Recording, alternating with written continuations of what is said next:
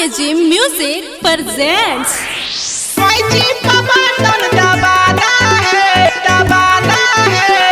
पवन सिंह को जिताना है। कोई चीज का बटन दबाना है। पवन सिंह को जिताना है।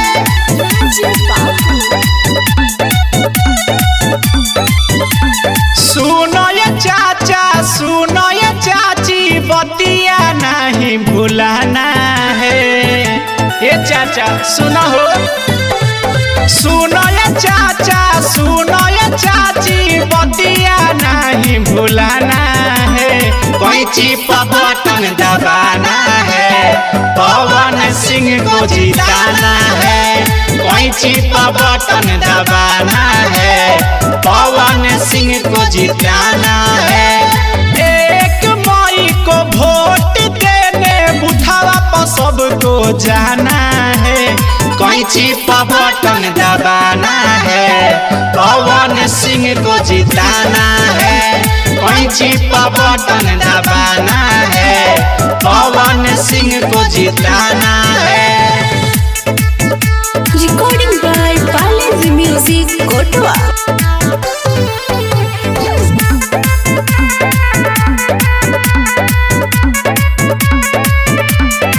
जवन केहू नाही कैलस उहो कर के देखई है। होई विकास कादा काट के पवन सिंह जे जीती जई है।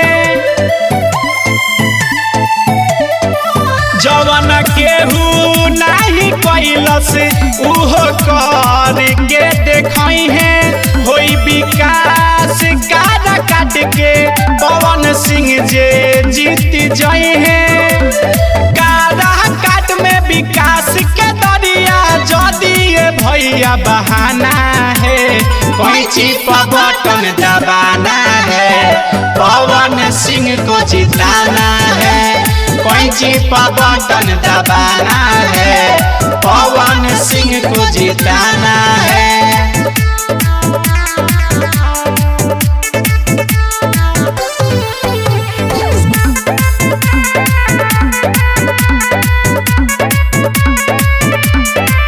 बारे नंबर पर जाके सभे बटन दबाई। अपना पवन सिंह के रौरा सभे सांसद बनाई। बारे नंबर पर जाके सभे बटन दबाई। अपना पवन सिंह के रौरा सभे सांसद बनाई। विकेश बिहारी बवाली राजा के बतिया नहीं भुलाना है। कोई चीज पर बटन दबाना है। पवन सिंह को जिताना है। कोई चीज पर बटन दबाना है। पवन सिंह को जिताना है। 1 मई को वोट देने बुथावा पर सबको जाना है। कोई चीज पर बटन दबाना है। पवन सिंह को जिताना है। कोई चीज पर बटन दबाना है। पवन सिंह को जिताना है। recording by Palaji Music Kotwa।